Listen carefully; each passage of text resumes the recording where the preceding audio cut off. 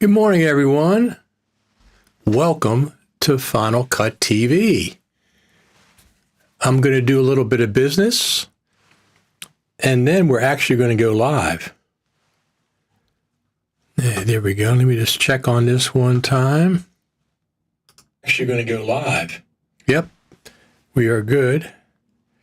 Let me just do this real quick.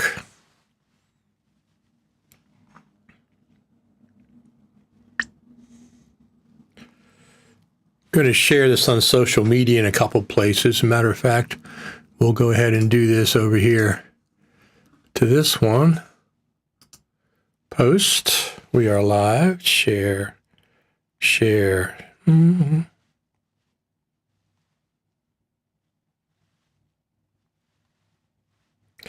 Just going to do a couple places.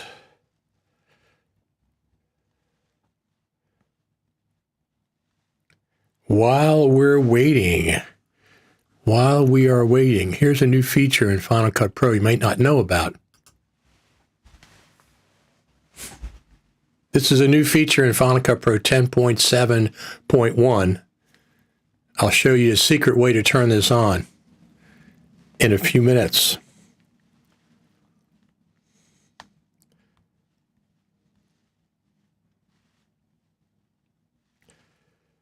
Just checking it out. Couple of things we're going to do here.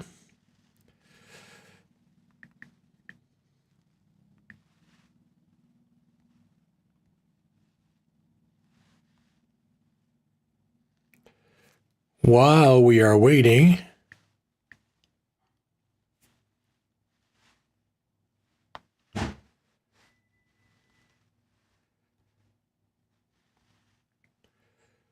boop. How's it going in your neck of the woods? Did anybody know that 10.7.1 came out? Well, it did.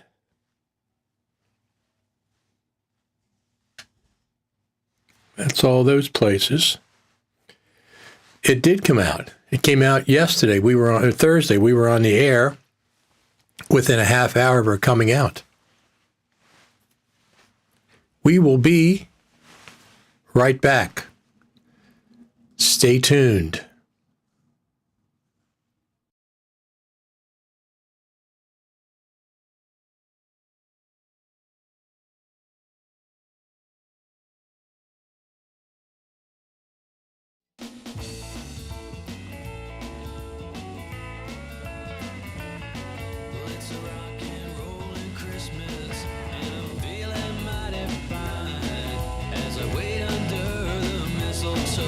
I've got you on my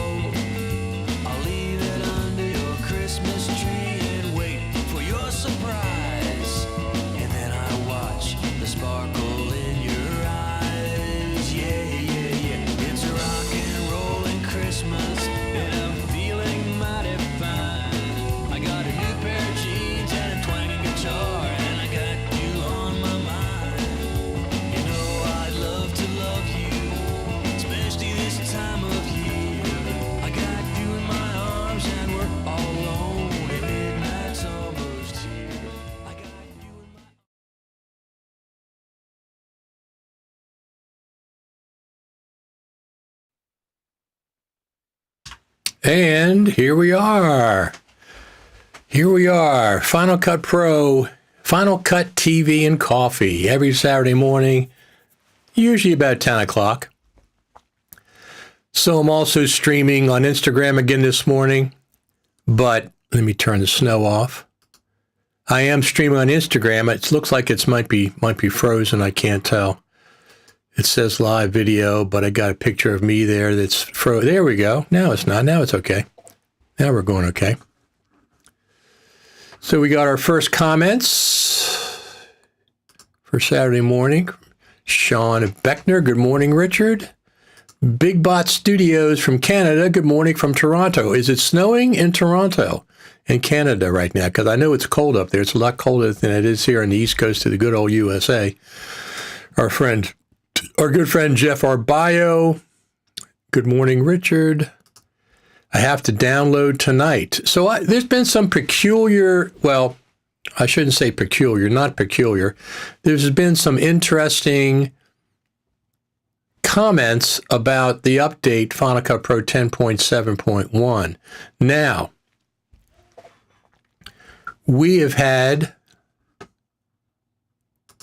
I've been wanting to practice keyframe transitions and rotoscoping. No snow yet, just some rain. So it's still a little warmer up there. I guess December is kind of like the beginning of the cold spell, but we're good down here. Michael says, good morning from Switzerland. Once again, we have an international audience here. Typically on Saturday mornings, we got to have coffee. Good Lord. Got to have coffee.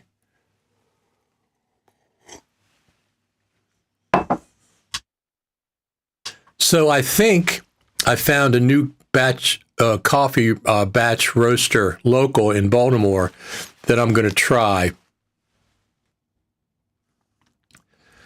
And what I'm doing, I usually get my coffee from, what the heck's going on? No, it's still going.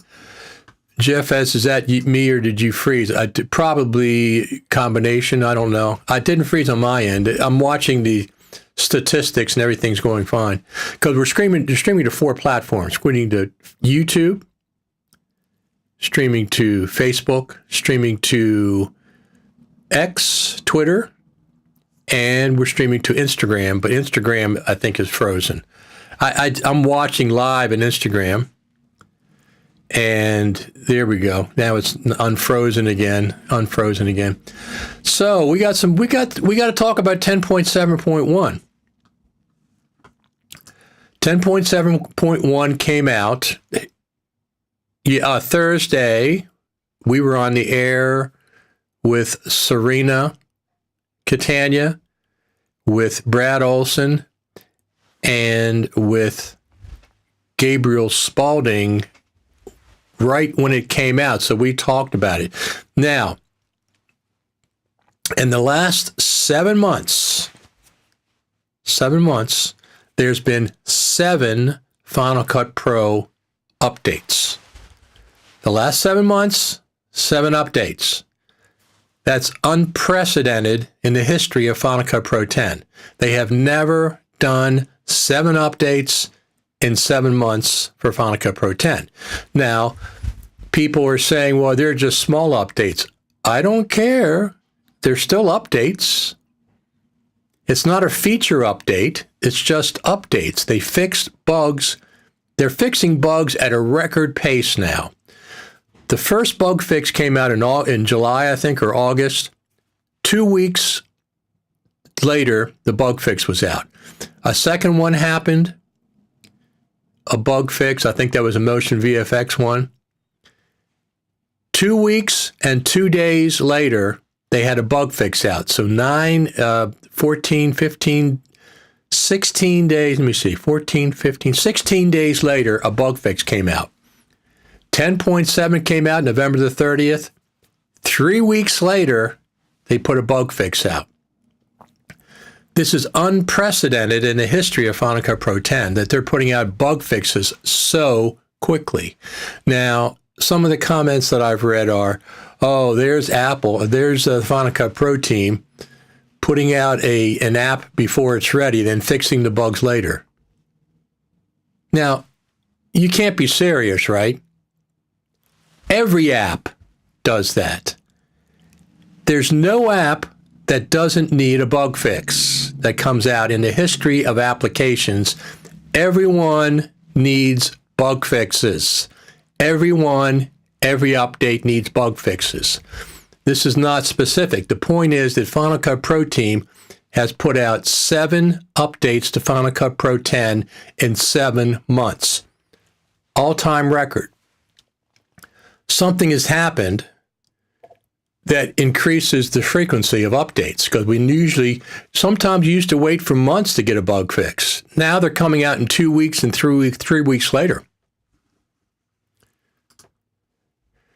Adrian says, still stable all the way as far as Cape Town, South Africa. Thank you. Very good for tuning in. Made a copy of 10.7, upgraded to 10.7.1 today. Haven't discovered any problems yet, but then again, my projects tend to be simple, including the multicam project I finished today. So one of the things people were talking about was a color board crashing on Intel Macs. I think the Intel Macs are having that problem. That's one of the things that they fixed. So that's one of the things that they fixed. Happy holidays from Jamaica. Alista, thank you for tuning in. I appreciate it. Oh, I was talking about my coffee. Wait a second.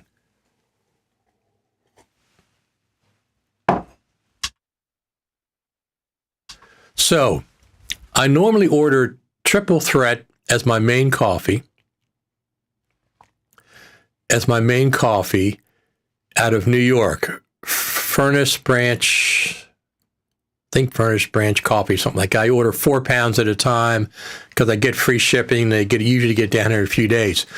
And I messed up the ordering process. So now I was looking locally for some coffee, and I found a couple of places. The one I'm going to be interested in trying is Zeke's Coffee in Baltimore. And they have a coffee called Telltale Dark. Telltale Dark.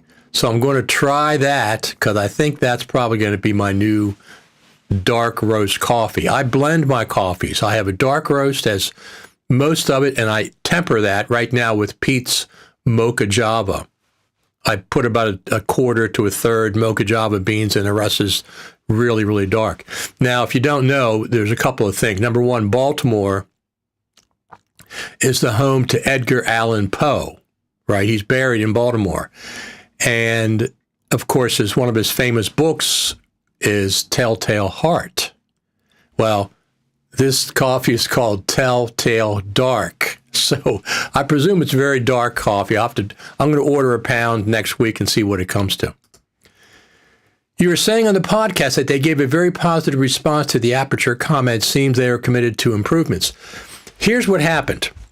We had a Q&A with the Final Cut Pro team, the very last session at the Final Cut Pro Creative Summit. They asked if people had questions.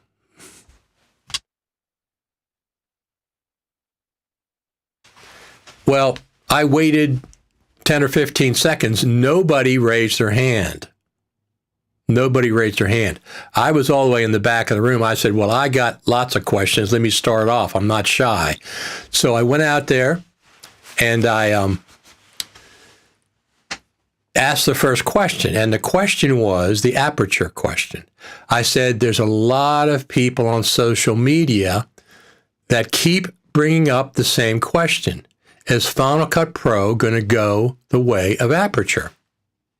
Are they going to abandon it? Just abandon it? And they unequivocally, there was a panel of Final Cut Pro team. They unequivocally said, absolutely not. There's no chance that Final Cut Pro is going the way of Aperture. They said, in fact, we have plans for Final Cut Pro already in place for the next 6 months and for the next 5 or 6 years that they're already planning on it for Final Cut Pro. So that was the question. They said absolutely not, and they reiterated some things during the session going back to the aperture comment, but people were asking that. Is it going away of aperture? If it's going away of aperture, et cetera, et cetera. So the answer is no, it is not. So we got some people watching on Instagram. That's pretty interesting. So if you're over there on the X platform, over there at X, Twitter, send a comment along, because there's supposed to be a Twitter comments are supposed to be coming through now on.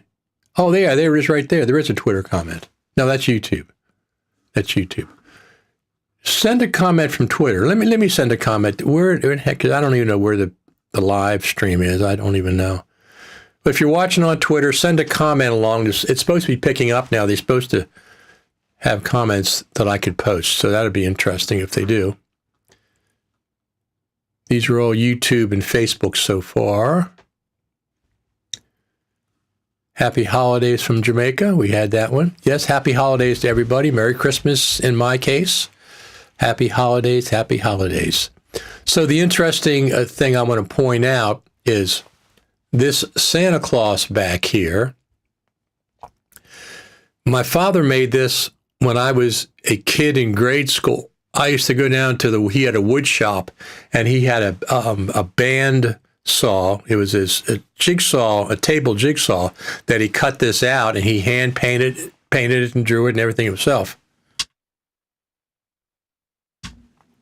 But I was with him when he made this. These used to stay in front of our house in Silver Spring, Maryland. And I've kept this all this year, this Santa Claus. We had a nativity scene. We had reindeer, Santa Claus on reindeer, and this big Santa Claus. So this is a nice remembrance when I was with my dad. He's no longer here, but it's a nice remembrance. I bring it out every Christmas for these broadcasts. So here's some of the comments that I've seen that I want to talk about. People are saying, oh, 10.7.1, that's no big deal. So would you rather them not put out the bug fix? Is that what you're telling me? You would rather them not put out the bug fix? That's ridiculous. Of course we want the bug fixes. You want them to save the bug fixes up for 6 months and then put them all out at once with a couple of features? No. I want the bug fixes to come out. If they can identify them, if they can reproduce the bug fixes, I want them to come out in weeks, so we don't have to be aggravated with these bug fixes.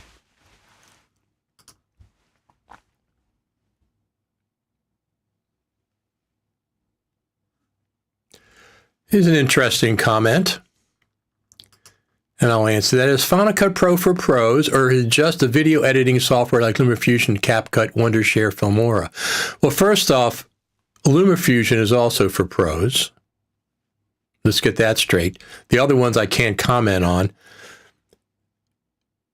There have been major Hollywood films cut in Final Cut Pro 10. Major Hollywood films. Will Smith was in one. There's a bunch of other ones. Major Hollywood films have been cut in Final Cut Pro 10. Doesn't that sound like pro software to you? Documentaries are cut in Final Cut Pro 10. There's all kinds of professionals, high-end and mid-level professionals that are cutting. Thank you very much for the thumbs up. That are cutting with Final Cut Pro 10. So to answer your question, is Final Cut Pro for pros? Of course. Of course it is. And LumaFusion is as well.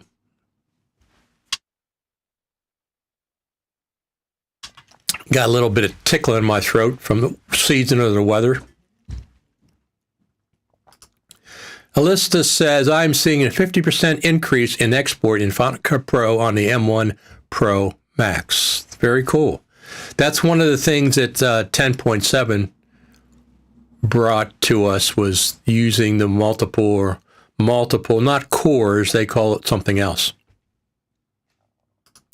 Final Cut Pro is for pros. Once you master the features and learn how to use it, well, it's pro software. It is pro software. Pro software is software that pros use to do their work. Well, like I said, we've already had major films done, in Hollywood films done in Final Cut Pro. We've already had 6 or 7 or 8 or 9, whatever they are, plus other things.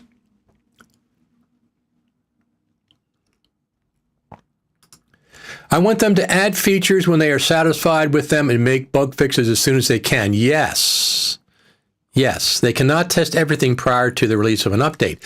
So, of course, anybody who has a beta program, they can't check every single bug.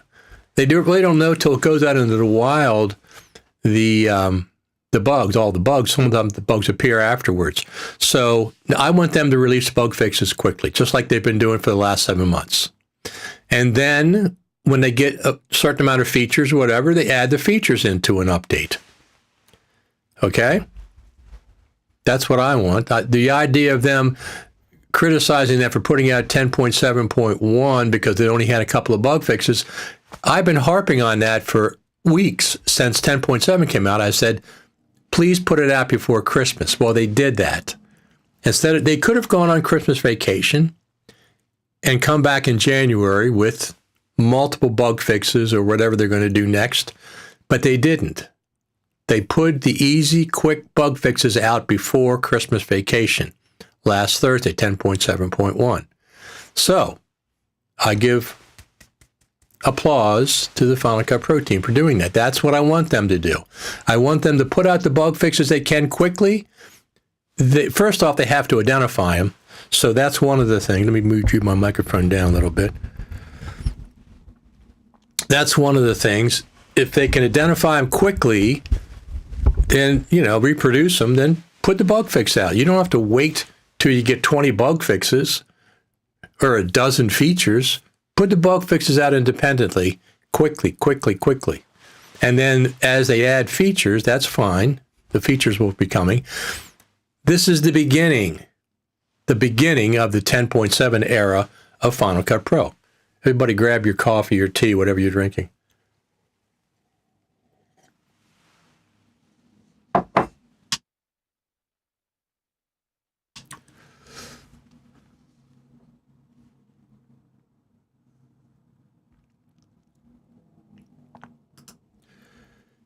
It is for pros. Why most of the pros are switching to DaVinci Resolve or Premiere Pro, and why pros don't respect for Final Cut Pro editors. You're talking to they're not professionals. Okay, those people are not professionals. If they're disrespecting somebody because of the software that they use, they're not professionals. Sorry. And if you use Premiere Pro, no. Sorry. To me, that's the worst of the NLEs. I've heard nothing but horror stories about crashing, let alone the Adobe ransom subscription model that you got to pay. Now, I understand people use it. I understand that. That's fine. I would never use an Adobe product with their subscription model for any reason whatsoever.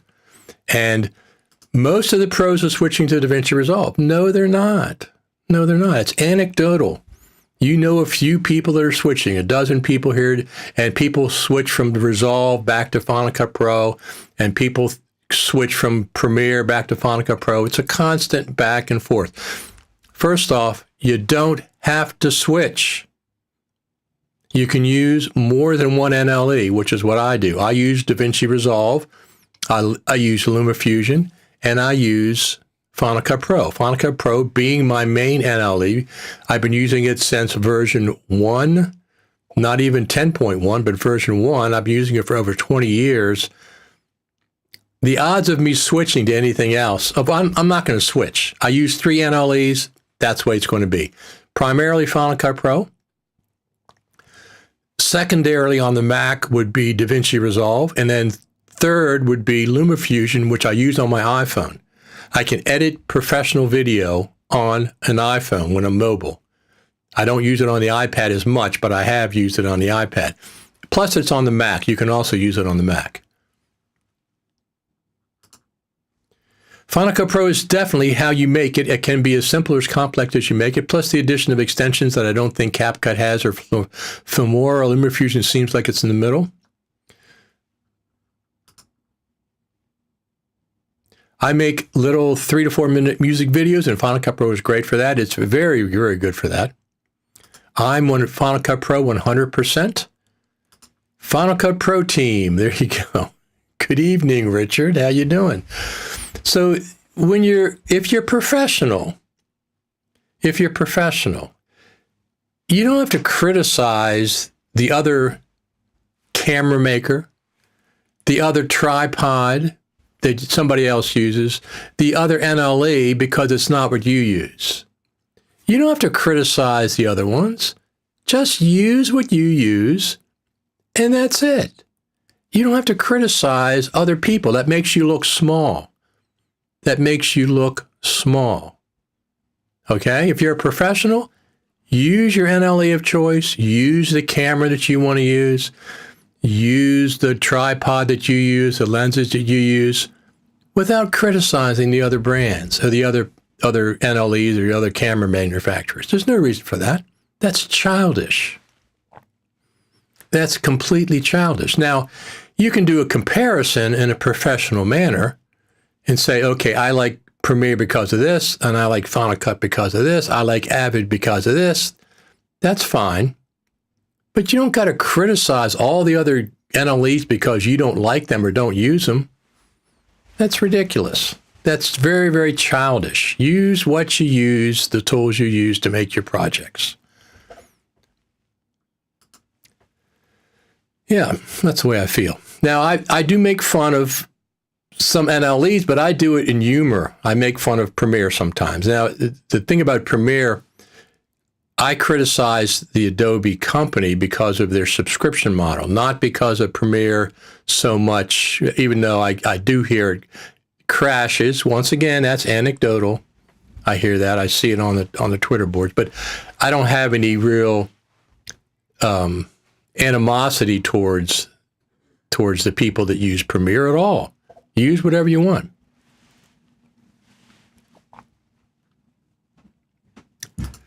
I used LumaFusion when my main machine was my M1 MacBook Air and started to use Final Cut as my main editing software, and I bought my 16-inch M1 Pro. Due to the bigger screen size in that. Absolutely. I like my 16-inch MacBook Pro. That's my favorite. This is one of my favorite Macs of all time. I did like my 2019 Mac Pro. I liked it a lot. By the way, thanks for the thumbs up. It's appreciated. I liked it a lot. There's a lot of reasons, such as workflow and jobs, and news stations are usually Premiere or Avid for my job searches. Yes, I understand that. In my job, I use Final Cut Pro DaVinci, but my coworker uses Premiere for what he knows. That's completely fine. That's completely fine. I don't have to justify using Final Cut Pro by criticizing Premiere. I don't have to justify using Final Cut Pro in criticizing DaVinci Resolve or Avid. I don't have to do that. I use Final Cut Pro because I find it's my favorite NLE to use. DaVinci Resolve second.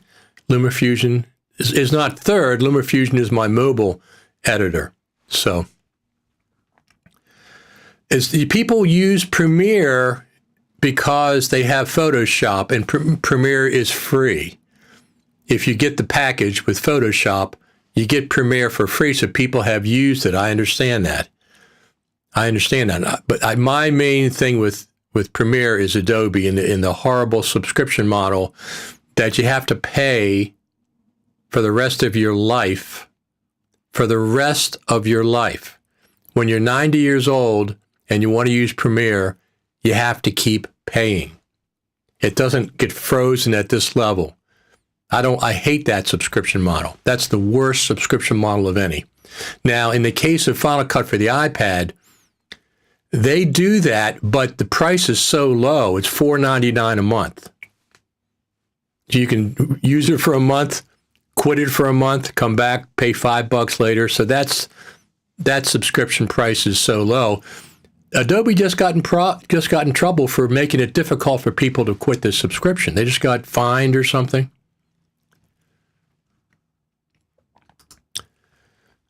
I found the Final Cut Pro interface too cramped on the 13-inch, but not on the 16. There you go.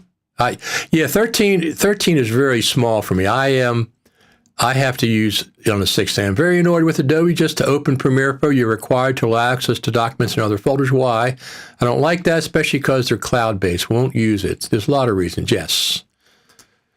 I will forever use Final Cut Pro, not switching. I use it for a lot of my freelance work, coupled with Apple Motion. There you go. I realize that compressor export is faster in some cases than Final Cut Pro.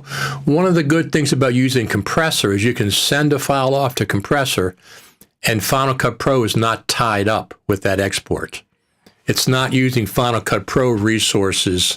It's using compressor resources. So especially if you have a long one or a big one, because if right now, if you export a video from Final Cut Pro and you start editing, the export, doesn't it stop or pause? It pauses because you're using Final Cut Pro. So you can send it to compressor and continue to use Final Cut Pro. I need a good motion class. Absolutely. I have Pixelmator Pro for my photo editing. I love Pixelmator Pro. It is a fantastic, fantastic application. I use it for all my graphics that I make for these YouTube channels, like this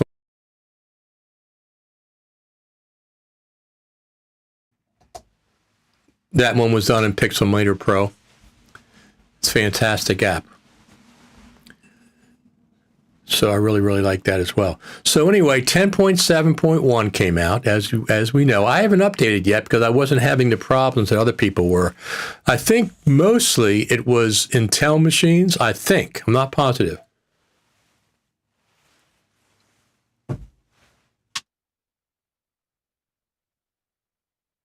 I think it was Intel machines. Well, let's go over here and look. So one of the things that we talk about when we talk about Final Cut Pro is, like I said, it had seven updates in 7 months. Let's go here. MacBook, here we go. So this is the updates that we've had in 7 months. There's 10.7.1, improved stability on Intel-based Max models using color wheels or color curves. So apparently it was causing crashes, from what I've read, when the people touched the color wheels. Fixes an issue with some default keyboard shortcuts working incorrectly on non-English keyboards. So once again, if you're going to, let me pull myself up here. Wait 1 second. Somewhere around here, I'm supposed to be on the screen. There we go. So I don't want them to wait. If they identify these bug fixes, put them out quickly. Put them out quickly. You don't have to have 20 bugs in order to put an update out. You can just go ahead and put it out as soon as you identify it. So that's what they did with 10.7.1 and 2 other ones. But so these are the features that we got. That's 10.7.1 bug fix. Previous versions 10.1. We got the scrolling timeline, of course. We have connected storyline clips. These are new features. Video and audio roll colors. They had the ability to look at video roll colors independently. The object tracker machine learning model, that's a brand new feature that came out in 10.7. Now, I'm not sure about this. The enhanced reveal in browser features, some people say that's still not what they want. But the export of HVAC and H.265 files, faster export with those. And then they fixed some issues. 10.6.10 was a bug fix. 10.6.9. This was a update for video shot on iPhone 15 Pro Max. Third-party log profiles to enhance look of footage. Add support for cinematic video recording the iPhone 17. I got a question about that. I'm having problems with that. That was 10.6.9. 10.6.8 was a bug fix. 10.6.7 was a bug fix, improved stability. 10.6.6 Final Cut for iPad, which is when the iPad version came out. Automatic color management, easy HDR and SDR clips. These are features I'm highlighting. New collection of professionally designed titles. Effects, transitions, and generators. As its new features. Color correction workflow with color adjustment effects. Scene removal mask. This is a brand new feature. So those are some of the features we've seen in the last 7 months. These are some of the features we've seen in the last 7 months. The rest of that was bug fixes. Considering the low one-time cost of compressor, why would you be using Final Cut Pro for exports? Because I export and then do something else and come back. I have compressor. I've had it since the beginning, and I have motion as well. I find the Final Cut Pro workflow is tailor-made for editing news packages, loading assets, recording audio tracks, building your timeline with SOTs, and filling holes with B-roll are simple. Absolutely. Do you think it would be possible to add the Atmos feature from Logic and Final Cut Pro? Sure. Of course it would be. It would not surprise me at all if they add that. Thank you very much for the thumbs up. It is appreciated. It is appreciated. Absolutely. Let's do this.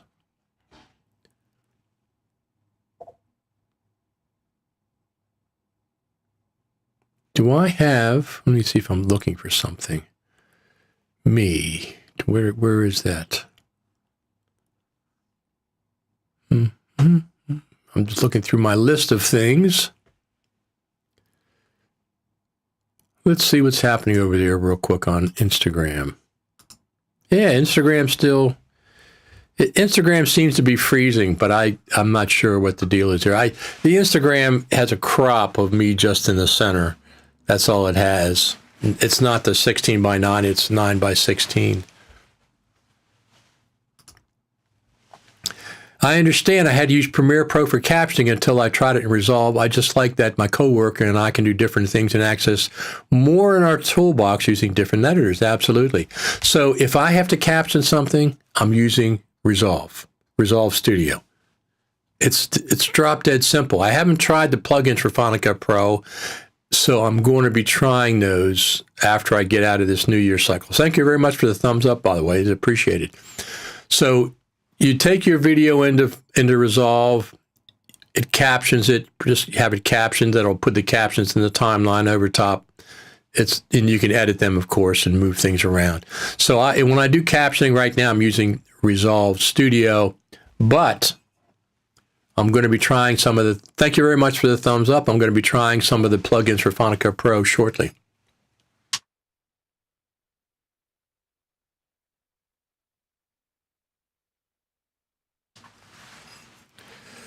So I believe Dennis Jones says, I believe Final Cut Pro is a small team, so I think they're doing a good job given their size. I don't know about that. I don't think it's small. I think they borrow people as they need, but we saw them at we were at the Apple campus and they did a presentation to introduce us. We got the worldwide debut of Final Cut Pro 10.7. Now, it's not a secret.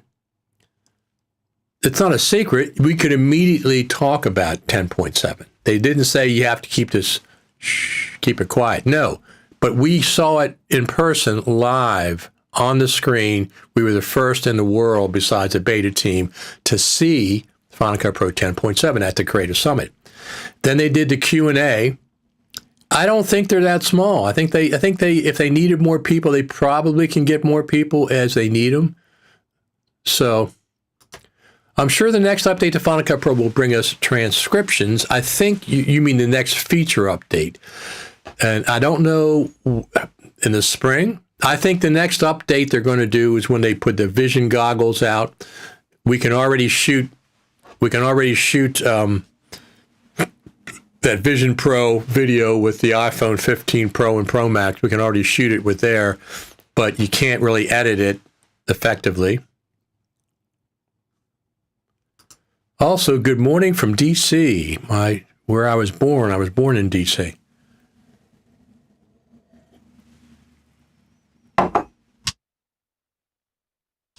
And I worked in D.C. most of my working career. Thank you very much for the thumbs up. We got a lot of thumbs up. 14 thumbs up. It's fantastic. I really appreciate it.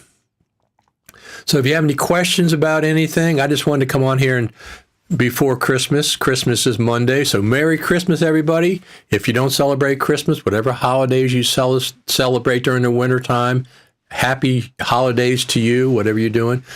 We're going to be having our traditional Christmas dinner this weekend, so that's really cool. I'm looking forward to that. We have the traditional turkey and stuffing, potatoes and all that stuff. Just a couple of us there. By the way, I went to Baltimore last night. There's a one city block in Baltimore. They call it Christmas Street, USA. It is fantastic. It is absolutely fantastic with Christmas decorations. Let me show you. Let me show you. Where is it? Here we go.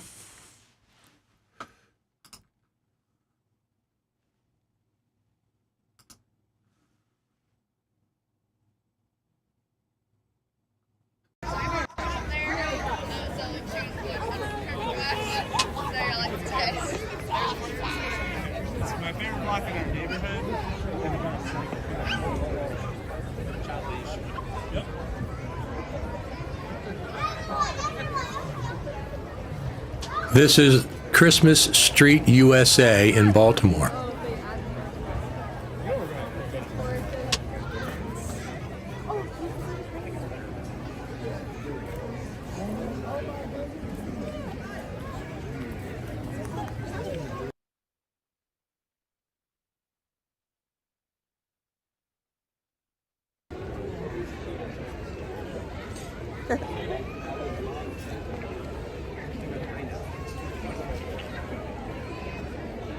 Yeah, she's down. Well, not she's down.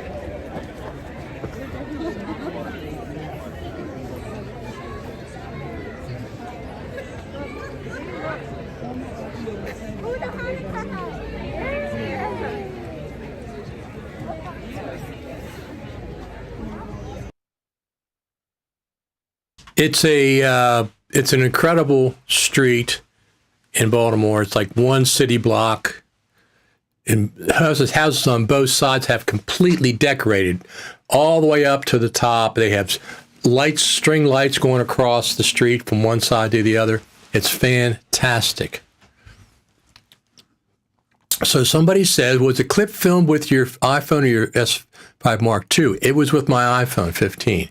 So because there's so much light there, because there's lights, I decided to take my iPhone 15 and I shot it with that.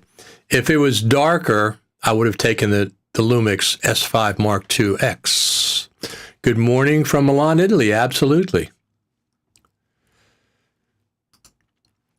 As an Apple stockholder, I prefer that Apple works on making people's favorite software the best possible way on a Mac. As a user of Final Cut Pro, I prefer them to add improvements as fast as possible.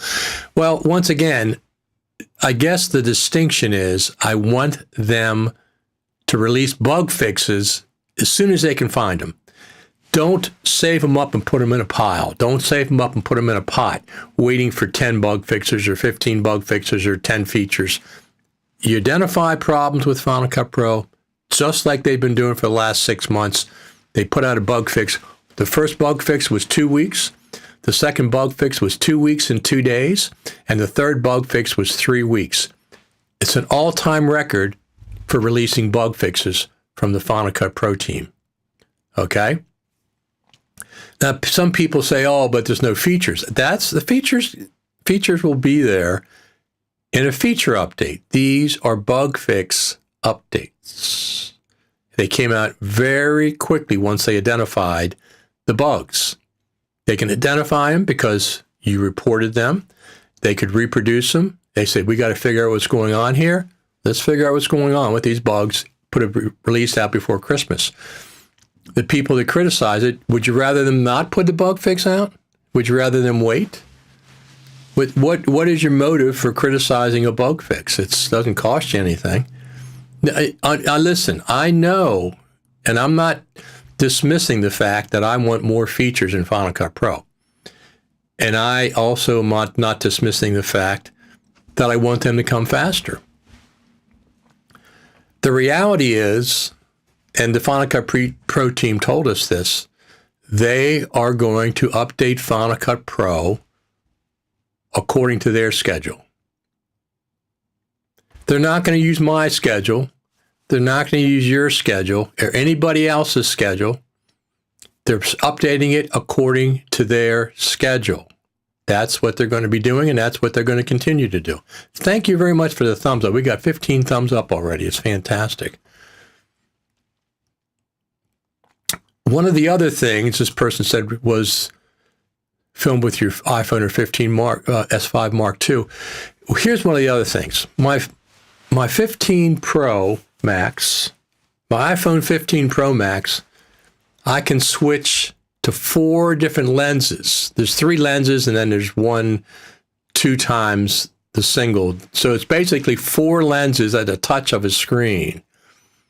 And they're all really good lenses. You got the ultra wide, you got the wide, you got the normal, you got the 2X, and then you got the 5X. And the ability to switch like that is really, really tempting. The Lumix camera that I have 1 zoom lens. It's not really appropriate for dark. It's the 20 to 60, but it's f4.5 or something. But I have 3 prime lenses. I got a 24 millimeter, a 50 millimeter, and the 85 millimeter.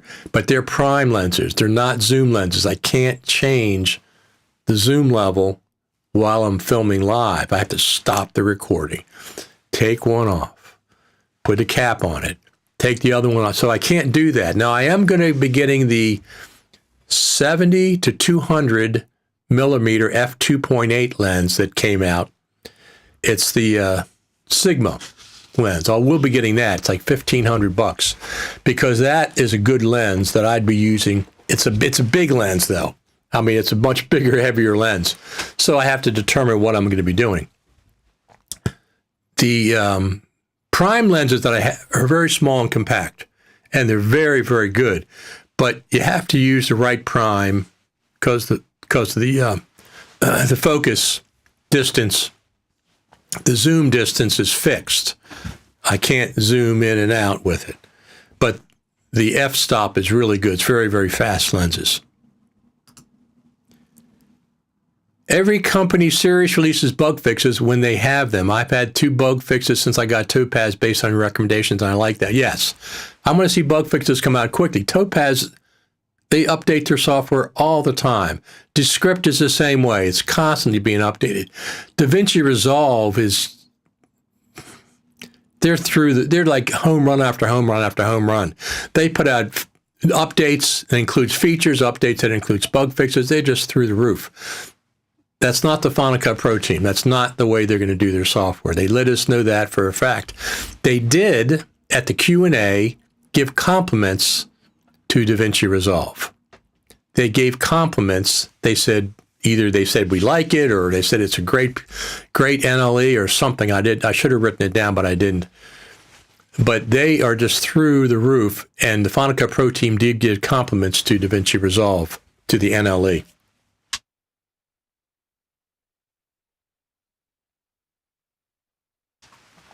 I mean, DaVinci Resolve is an incredible piece of software.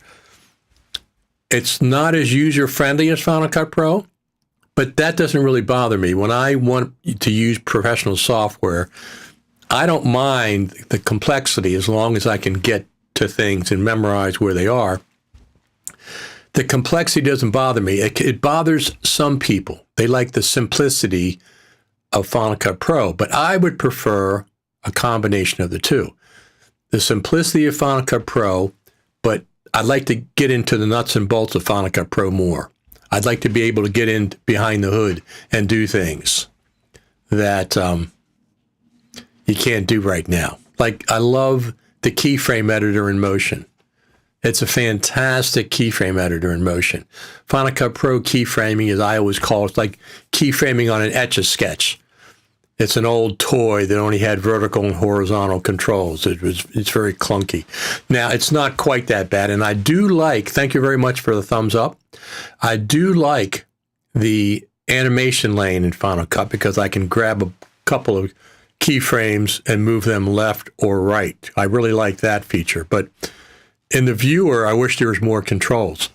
For example, how can I move something in a viewer by 1 pixel at a time? The arrow keys don't work. There's no way to do that. You have to go to the inspector, and you can maybe sometimes bump things one pixel at a time. But there's a lot of things in a viewer I like to be able to do. Snapping, guidelines. Let me set up some guidelines in Final Cut Pro in the viewer. Snapping, so things snap to center, snap to the guidelines and things. So, first off, the Final Cut Pro team does watch this video. Thank you very much, Final Cut Pro team. Thanks for the thumbs up. We got 16 thumbs up already.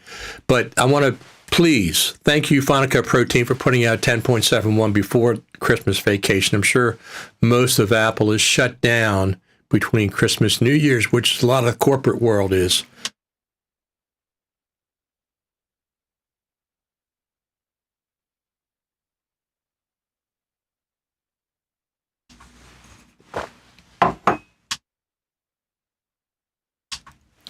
So,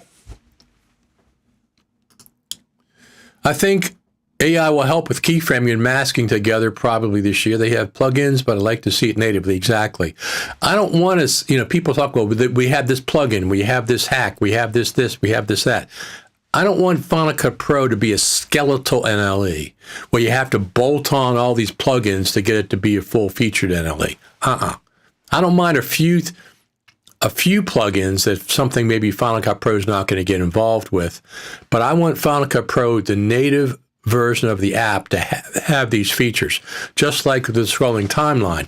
Waited 12 years plus the other version, waited on that to get the scrolling timeline. Now it's native. That's what I want for these features. I want text-based editing to be native in Final Cut Pro. Now, here's the thing with text-based editing. For me, text-based editing / auto captioning and a roles-based mixer and expanding a compound clip in the timeline are my top 3 things I'd like to see in Final Cut Pro. The idea of text-based editing is not for refining things for me or for short form videos. I'm talking about when I'm doing an hour-long video or a half-hour-long video, I can go through the text, I can completely eliminate complete paragraphs of text immediately and bring the clips down into the timeline based on text. I don't have to watch them. I can look at the text and see, I don't want this section in. I'm just not going to put it in. Or I want this section later in the timeline. I can look at the text and identify whole blocks of text and put it where I want or completely eliminate it. So that's what I would use it for. It's mostly for dialogue editing. It's not for action and stuff like that. And then, of course, audio.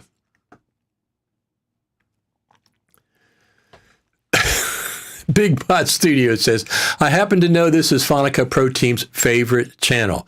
We are humongous fans of the Final Cut Pro Team on this channel. We love the Final Cut Pro team. That does not mean we don't want features to keep coming at a good clip. It does not mean that we're not going to talk about things and, have constructive criticism, because of course we are. It's commentary on Final Cut Pro. That's a funny comment. I happen to know this is the Final Cut Pro team's favorite channel. Absolutely. We love the Final Cut Pro team. What's the over-under for the number of updates in 2024? Well, they put out 7 in the last 7 months. They put out 7 updates in 7 months. Let's see that trend continue. Now, of course, some of those are bug fixes. So here's what I expect. I expect a Final Cut Pro update for the Vision for editing Vision Pro video from the iPhone 15 or whatever they're going to do. I expect a Final Cut Pro update for that. Absolutely. Thank you very much for the thumbs up. It's appreciated. So the Vision Pro is coming out. They're saying at the beginning of February. So I expect an update in Final Cut Pro 7.2 in January going into February, probably going to coincide with the Vision Pro. That's what I expect. Then we have NAB coming up in April, mid-April. So there's another chance for a Final Cut Pro update. We have WWDC in June. There's another chance for a Final Cut Pro update. Now, remember, last year they updated Final Cut Pro in May. That's when they released Final Cut for the iPad, and they updated Final Cut Pro at the same time in May. So this is the beginning of 10.7 era of Final Cut Pro. Probably going to be around for a year or two, at least a year. Typically, full number updates are 2 years, 2-year time span. But they did one with 1 year. 10.5 to 10.6 was 1 year. But 10.4 to 10.5 was 3 years. So it averages out to 2 years between cycles. So we're going to be with Final Cut Pro 10.7 era for the next 2 years, probably. During that time, we are going to see new features. Absolutely. So to answer your question, what's the over-under for the number of updates in Final Cut Pro 2024? I'm going to say 1 a month, but a lot of those would be bug fixes. As far as features, the more the merrier. The more the merrier. I also know a few folks on the Pro Apps team, and I know they're all big fans of your channel. It is mutually, we love the Final Cut Pro team. We love the Final Cut Pro team. Absolutely. Richard is transparent with his words and unafraid to express his thoughts. Who wouldn't love him? That's what a nice compliment. That's very, very cool. Yeah. So of course I've talked to the Final Cut Pro team at the Creative Summit, and I've had, I have conversations. I talk with them there and stuff. And I talk, people send me text messages to make sure I know there's an update to Final Cut Pro. Not the Final Cut Pro team. I mean, just other people who are editors and stuff, that you big Final Cut Pro people. So yeah, this is like Final Cut Pro Central, Final Cut TV. And listen, January, I start Final Cut Pro Radio year 9.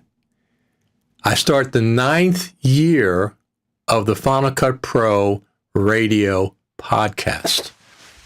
9 years I've started that podcast. The very first interview that I did on that, which was January, was with Sam Messman.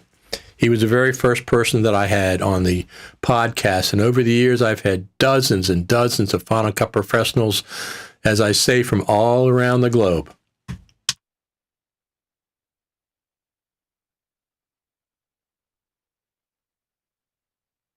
And we'll be continuing in year 2024. Thank you very much for the thumbs up. It's appreciated. We will be continuing in 2024 with the podcast. And this, Final Cut TV. Final Cut TV and Coffee. This has turned out to be very, very popular. So thank you very much for the thumbs up. It's fantastic. Don't forget, it's a couple of things. Don't forget to subscribe and get the notification bell, and also tell your friends, tell your Final Cut Pro friends or people that are into posts and stuff. Stop on in the channel. They can ask questions here as well. Let's get even more of our friends here on Saturday mornings. I have another Final Cut TV probably midweek. We have some Final Cut Pros that'll be on with us like we were last week. And I'll make the announcement on my YouTube channel. But don't forget also, you can go to the Facebook group. Well, this is my YouTube channel, Richard Taylor TV. So that's an easy one to remember. And then here is the Facebook group. Actually, you know what? I changed that. I just changed the name. Let me edit that back to where it should be. No, actually, that is it. Final Cut Radio TV. That's the Facebook group where we can talk about these sessions, and that's where I post things typically primarily first. I'll post them there. So, and of course, we have our brand new Facebook group dedicated to Final Cut Pro 10.7. It's just about Final Cut Pro 10.7 in the future, not about 10.6 in the past. We're not going to throw you out of there just because you bring up a 10.6 question, but we want to keep the conversation mostly about 10.7 and the best. Merry Christmas to you and yours. Thank you, Gert.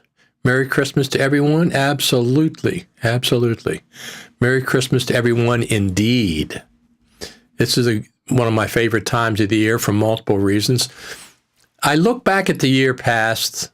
I think about the year coming forward, like most people do, because New Year's is a week from Monday. Christmas is Monday, then New Year's. I'm going to wish the Final Cut Pro team the best of seasons, whatever holiday you celebrate. If you celebrate Christmas, Merry Christmas. If you celebrated Hanukkah or you celebrate any other, you go to temple, please, my holiday season's greetings are with you and your family. In my case, it's Christmas, so it's Merry Christmas.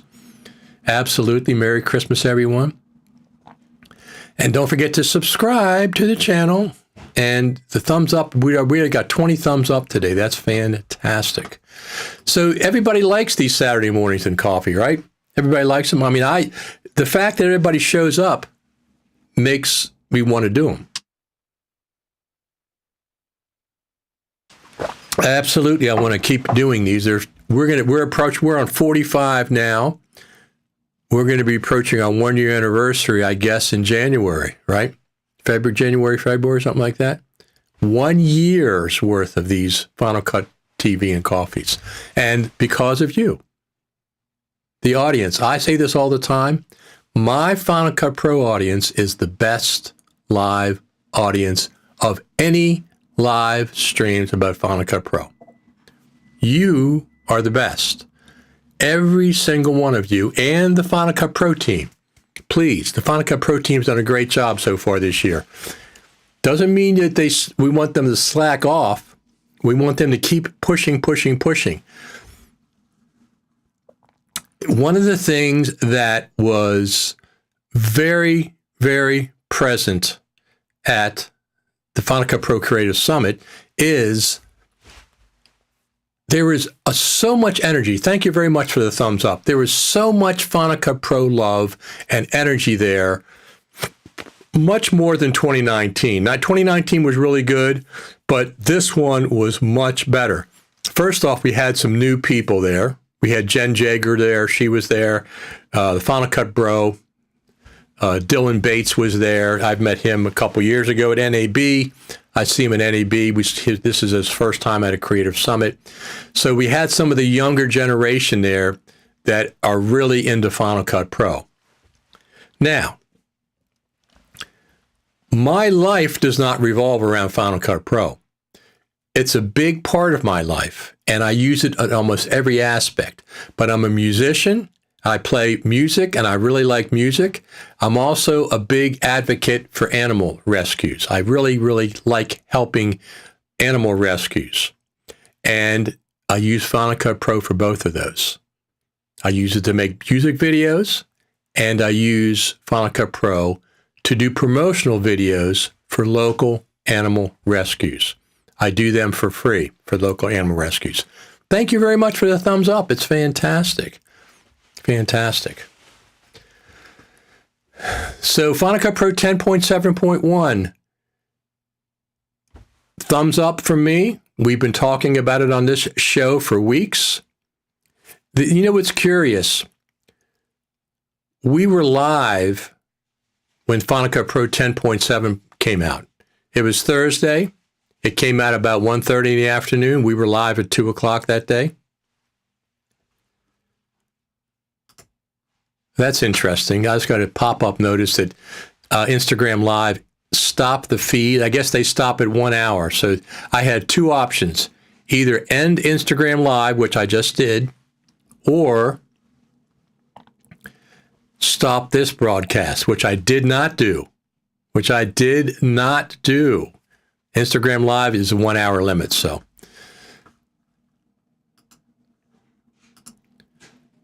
What are we expecting more on Final Cut Pro? We expect more features.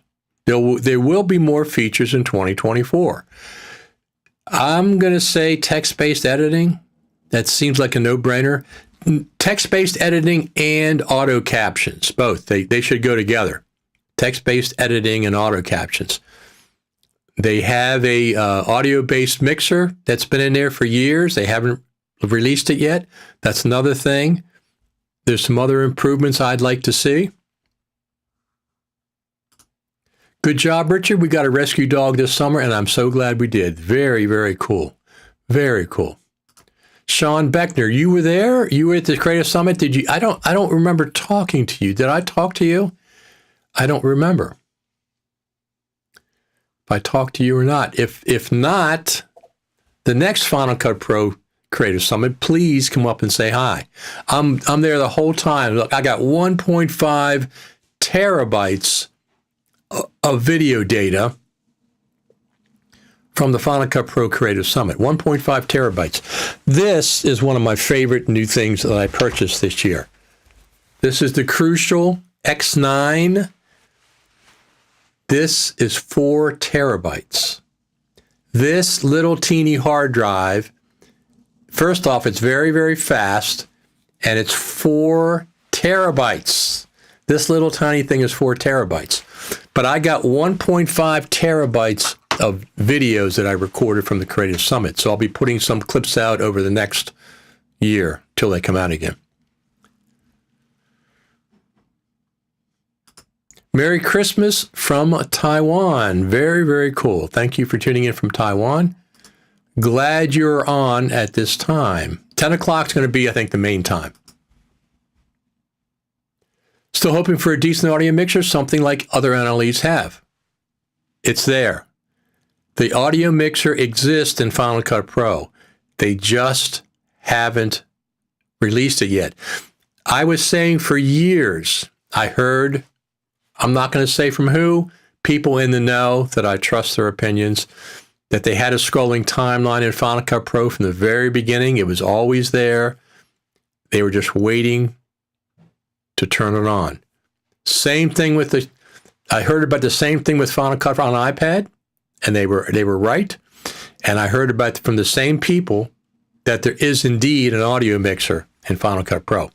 So it's just a matter of when they release it, when they turn that feature on. So absolutely, it's there. Just have to wait. No, sorry, Thursday. I was there live when 7.1 came out. Oh, I see. Very cool. Someday I may go to the summit. The summit is very, very cool. If you bought tickets to a Rolling Stones concert, you get to be there firsthand. People that weren't there can only hear about it. This is the way with the summit. We pay for hotels. We pay for transportation, airfare to get there. We pay for our food while we're there. We pay for Ubers while we're there. A lot of us take off work. So it's an expensive prospect. But if you possibly can afford it, save up some money, couple $1,000, whatever, and get to a Creative Summit. They are just the best for the Final Cut Pro community. It's absolutely the biggest Final Cut Pro event of the year. And the Final Cut Pro team is there. And we love the Final Cut Pro team. Even though we want them to keep pushing them to get features for us, we love the Final Cut Pro team. Is the Crucial in RAID 0? This Crucial is not. This is a single NVMe, as far as I know. It's single. It gets 900 megabits per second, read and write. And the reason I got the 9 versus the 10 is because the 9 plays much better with my iPhone 15 Pro Max. I can record media to and from it with the USB-C port, and it's very, very fast. Not quite as fast as the Mac, but the 10 was not as good with the iPhone. It was fine. I got a 10. It was fine on the Mac, but the same speed, but it was half the speed on the iPhone 15 Pro. Have no idea why. Have no idea why. But I got these on special during Black Friday. I think they go for $250, but I got it for like $182, I think, for 4 terabytes. This thing is 4 terabytes. This thing is 4 terabytes. It's incredible. So I have 2 of these, mostly not for my MacBook, but for the iPhone 15 Pro Max. When I go on the road, I can download the videos, files to that hard drive and my MacBook Pro. 2 SSDs and one. I don't think so. It could be RAID 0, but I don't know. There's another announcement of a Thunderbolt 4 drive. Yes, yes.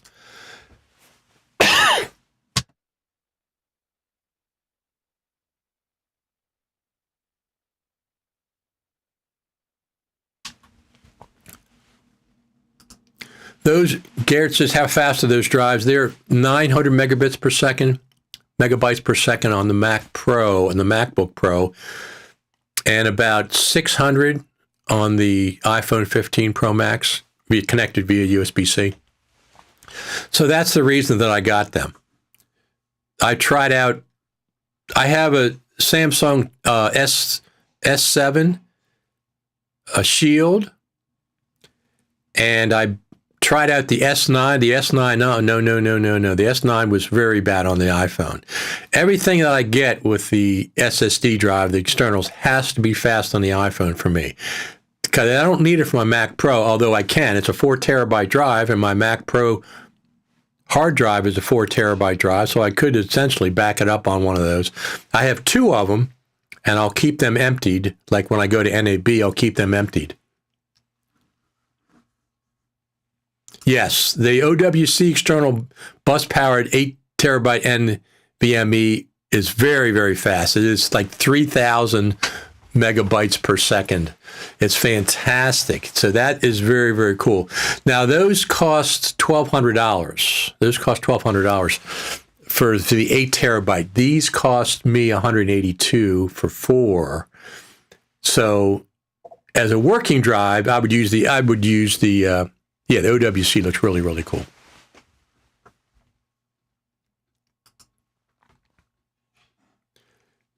A data SSD, say 2,800 megabits per second, 920.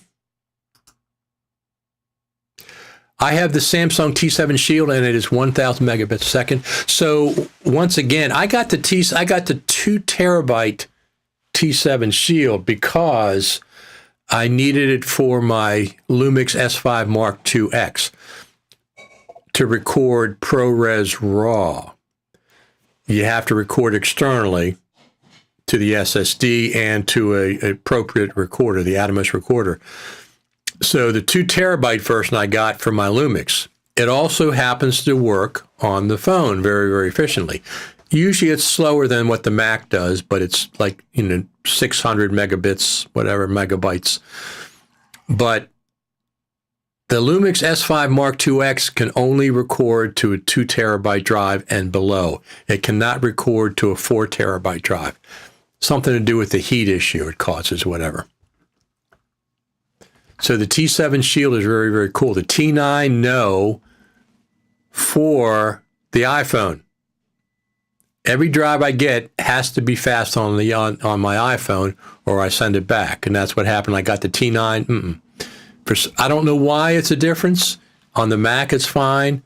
On the iPhone, it's not. It was like less than half the speed on the iPhone. I don't know what the difference is, but there is a difference. I brought a 1 terabyte Crucial X9 Pro and copied 700 gigabytes from one of them to another. The first 500 did not seem to drop in transfer speed.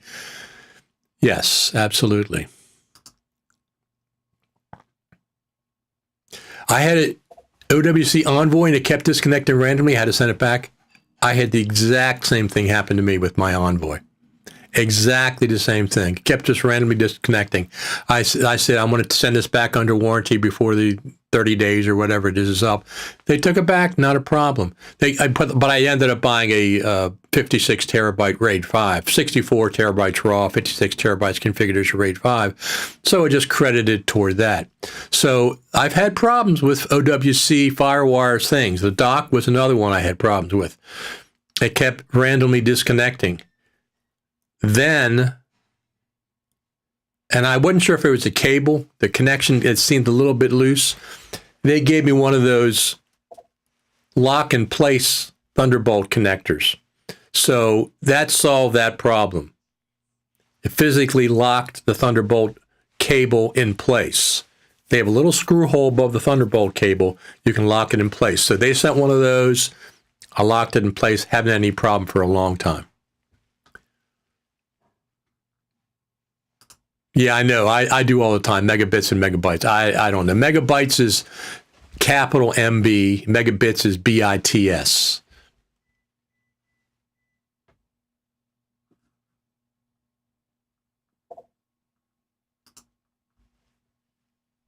There you go. Yeah, I know it's a factor of 8. I understand. If I say the wrong thing, just excuse me. It's whatever. I own a Sabrinth rocket. Can go up to 16 terabytes installed and have installed it. Yes, in RAID 0, absolutely. So if you're using the RAID 0, please back it up before you start editing. That's all I got to say. I mean, the MacBook Pro's SSD, as a matter of fact, I have that. Let me pull that up real quick. The MacBook Pro, let me see. Yeah, there we go. Let me pull this up for everybody to see this. The MacBook Pro is absolutely incredible. There's my website with that, of course. The scrolling timeline's been turned off. Here is the speed of my MacBook Pro SSD. 7400. Let me see if I can turn myself on here. Here we go. 7400 and 6371 read and write. This is the internal one, and it is a RAID configuration. That's how they get that speed. I don't know if it's 4 NVMEs that they put in a RAID 0 or just 2, but it's definitely a RAID 0. This is the speed of my MacBook Pro NVMe, my SSD. I got a 4 terabyte. I will consider getting an 8 terabyte the next time that I get a MacBook Pro. I'm looking at the M3s, but this M1 Max is doing such a great job for me. There absolutely is no rush. I'll wait till I see a really good price on the M3s or wait for the M4s. Or I might get a Mac Studio for here, for my home studio, and just use the MacBook Pro when I go to NAB and the Final Cut Pro Creator Summit.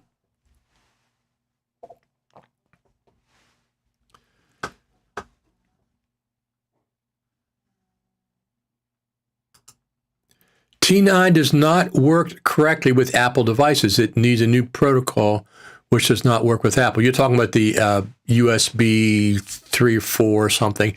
It connects okay, but it's not. But the thing is, it doesn't. If it doesn't work with my phone properly, I don't want it, because all my external SSDs, I'm not buying any more. By the way, I got 2 crucial 4 terabytes. I got fine. I got a T7 Shield. I think I have a T5 and a T3 Samsung. I won't get the SanDisk one. There's been too many problems with that. That would be nice to add a vector drawing tool to the options available in the color inspector. That would be also nice to be able to do some tracking of the mask if we find the mask and keying Final Cut Pro effects. Apple will go for USB 4 with 40 gigabits per second and up to, there you go. I have my long-term storage. I have two systems. Long-term, I get 8 terabyte, a pair of 8 terabyte drives, or recently I bought a pair of 16 terabyte drives.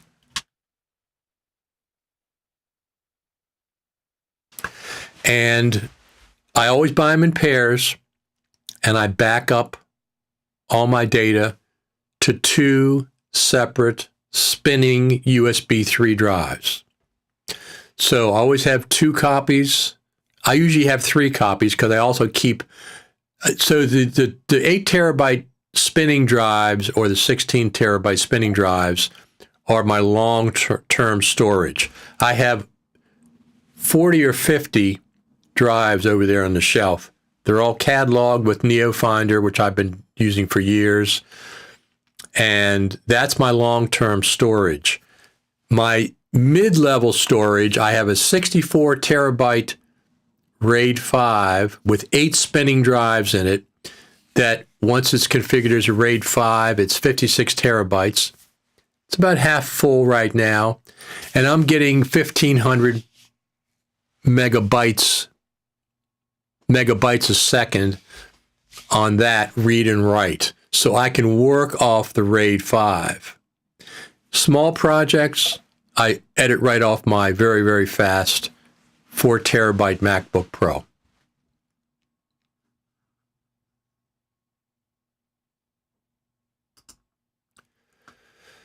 Comment about the Sabrent terabytes. I have one Sabrent terabyte with the homemade thing. I meant a Victor drawing mask into Color Inspector.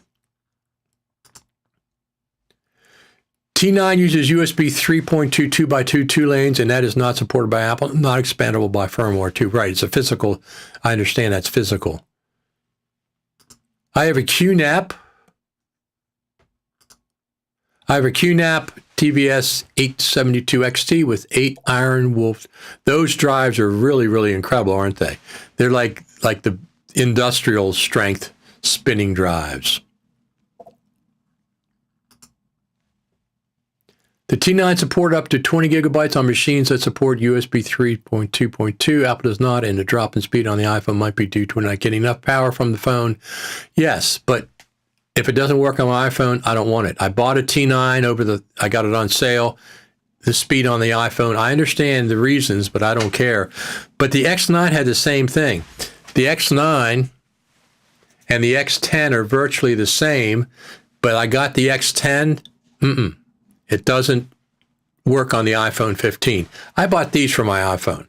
I mean, I can back up if I'm on the road, I can back up things from my MacBook Pro as well. This is a 4 terabyte, and I got a 4 terabyte drive there. I love these things. Now, are they going to last forever? I have no idea. These are brand new to me, so if they don't last, then there's nothing I can do about it. Everything on here is backed up multiple drives at the house as well, so. Yeah, I got 8 terabytes in this M2 Max Studio. I never regret getting Mac storage, absolutely. I think I would be tempted to get the 8 terabyte on the MacBook Pro, or if I get the M3 Ultra Studio, I have to see what happens there. The MacBook Pro that I spec'd out is like $5,200, $5,400. That's with the 4 terabyte drive. I'm not spending that right now. But I'd spend that before on the MacBook Pro before I'd spend the $3,500 on the goggles that are coming out. Back up to M disks, and the DoD uses them to last for 100 years. M disks. M disks claim they properly stored M disc DVD recordings will last up to 1,000 years. When I worked at the National Archives in Washington, D.C., as you can imagine, since they're an archival institution, we would back up. I was in charge. I'm the one that set it up. We would back up to LTO tapes. We had a whole catalog and a system of LTO tapes. We backed everything up to LTO tapes. What brand drives are these again? Sorry, do you mean this one? This one is a Crucial. Crucial. Crucial. And this is the S9. This is something, the X9 Pro, which I recommend over the X10 Pro, because the X10 Pro doesn't work with it works, but it's a lot slower with the iPhone 15 Pro Max, and it doesn't get top speed with the MacBook either. There we go. Christmas shopping, glad to see you, and happy holidays. Absolutely. Absolutely. Everybody We got 22 thumbs up. Fantastic. So, like I said, don't forget to subscribe over there at YouTube.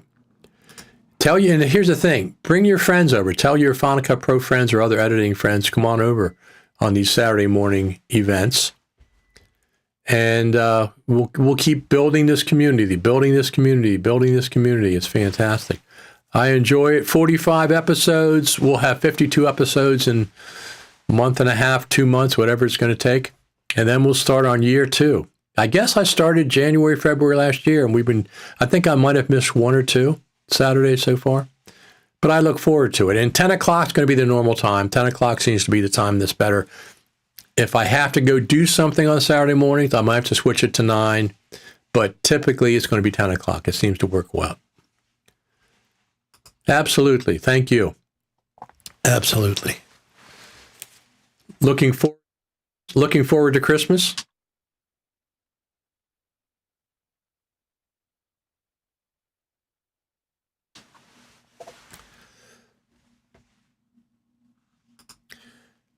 I wanted the Vision Pro because I want to be able to see my timeline in a waveform without having to cursor disappear on me with the scrolling timeline. I do not need to. Yes, absolutely. Listen, when we got to the Creative Summit, I just wasn't expecting the scrolling timeline in this update. I know the scrolling timeline was there, but I was shocked. I was right in the front row. I was shocked pleasantly when I saw the icon for the scrolling timeline. By the way, they had icon for the scrolling timeline when they showed the presentation, but the icon's not in the Final Cut Pro interface. It would not surprise me at some point. Above the timeline in Final Cut Pro, they have that bar that has the space. It's like a bar that has nothing on it. It would not surprise me at some point if they allowed us to put some icons on there. So it would not surprise me at some point if they allowed the scrolling timeline icon on that bar to turn it on and off for people that want to. Now, in my case, I opened up the preferences, the settings window, and I super glued the scrolling timeline on so it can't be turned off. But for people that want it, there is an icon for the scrolling timeline. I saw it at the presentation, but it's nowhere to be found yet on 10.7. So, Final Cut Pro team, Merry Christmas to you, season's greetings, happy holidays, whatever you do, Final Cut Pro team. Thank you for putting out 10.7.1 before you went on vacation. Can we have a round of applause, please, for the Final Cut Pro team, everybody? Is that possible? Yes, it is.